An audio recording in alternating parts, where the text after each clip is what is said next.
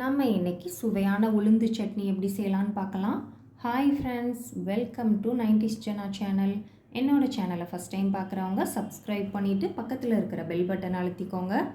உளுந்து சட்னி செய்கிறதுக்கு அடுப்பில் ஒரு பேன் வச்சுட்டு அதில் 1 ஸ்பூன் அளவு எண்ணெய் சேர்த்துக்கலாம்.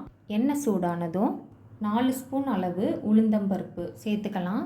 நான் இட்லிக்கெலாம் ஆட்டுவோம் இல்லையா, அந்த மாதிரி தொளி நீக்கி முழு உளுந்தம்பருப்பு அதை சேர்த்துருக்கேன். 4 ஸ்பூன் ஃபுல்லாக சேர்த்துக்கலாம்.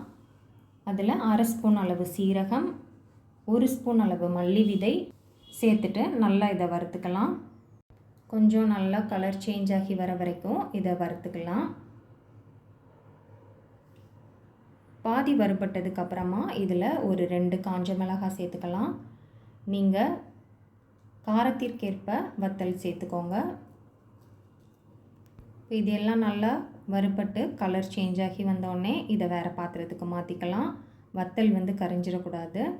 இப்போது ஒரு 3 மீடியம் சைஸ் தக்காளி எடுத்துக்கலாம். அதை கட் பண்ணி எடுத்துகிட்டு வந்துடலாம். இப்போது அதே பேன் அடுப்பில் வச்சுட்டு 1 ஸ்பூன் எண்ணெய் ஊற்றிட்டு கட் பண்ணிவிட்டு வந்த 3 தக்காளியை சேர்த்துக்கலாம். தக்காளியை சேர்த்துட்டு நல்லா வதக்கிக்கலாம். 1 நிமிஷம் மூடி போட்டு லோ ஃப்ளேமில் வச்சு வேக வச்சுக்கலாம். இப்போ இதில் 2 பல் பூண்டு தொளி உரித்து சின்னதாக கட் பண்ணிவிட்டு அதையும் சேர்த்துக்கலாம். சேர்த்து தக்காளி பூண்டு எல்லாம் நல்லா வதங்குற அளவு வதக்கிக்கலாம்.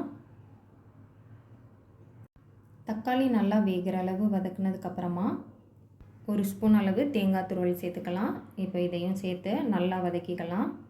தக்காளி தேங்காய் எல்லாம் வதங்கினதுக்கப்புறமா லாஸ்ட்டாக இதில் ஒரு 3 கொட்டை அளவு புளி சேர்த்துக்கலாம். நம்ம தக்காளி சேர்த்துருந்தாலும் புளியும் சேர்த்து செஞ்சோன்னா சட்னியோட டேஸ்ட்டு நல்லாயிருக்கும். அதனால் புளியும் சேர்த்து அந்த சூட்லேயே நல்லா மிக்ஸ் பண்ணி விட்டுட்டு அடுப்பை ஆஃப் பண்ணிக்கலாம். இப்போ இதை நல்லா ஆற வச்சிடலாம்.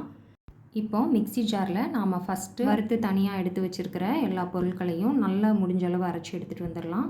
அதை நல்லா முடிஞ்சளவு அரைச்சதுக்கப்புறமா நாம் வதக்கி வச்சுருக்கிற தக்காளி பூண்டு தேங்காய் அதை சேர்த்துடலாம். சேர்த்துட்டு தக்காளி வதக்கின சட்டியில் கொஞ்சமாக தண்ணி ஊற்றி அதையும் சேர்த்துக்கலாம். தேவையான அளவு நான் ஒரு 1/2 ஸ்பூன் அளவு உப்பு சேர்த்துருக்கேன். இதை நல்லா அரைச்சி எடுத்துகிட்டு வந்துடலாம். இப்போ திரும்ப அடுப்பில் ஒரு பேன் வச்சுட்டு 1 ஸ்பூன் அளவு எண்ணெய் சேர்த்துக்கலாம். 1/2 ஸ்பூன் அளவு கடுகு, 1/4 ஸ்பூன் அளவு உளுந்தம்பருப்பு சேர்த்துட்டு கடுகு வெடித்ததும் கொஞ்சமாக கருவேப்பிலை இலைகளை சேர்த்து எல்லாத்தையும் நல்லா கலந்து விட்டுட்டு இந்த தாளிப்பை எடுத்து சட்னியில் சேர்த்துக்கலாம்.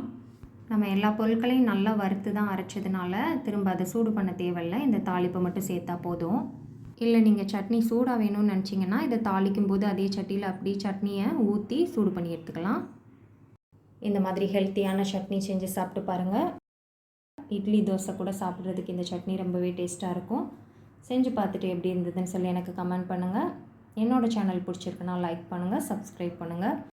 இந்த லைஃப் தான் நல்ல சுவைத்து சாப்பிட நமக்கு கிடைச்சிருக்கு. ஆனால் உணவே மருந்துங்கிறத மறந்துடக்கூடாது. ஸோ சுவையான மற்றும் ஆரோக்கியமான உணவுகளை சுவைத்து மகிழுங்கள். Thanks for watching.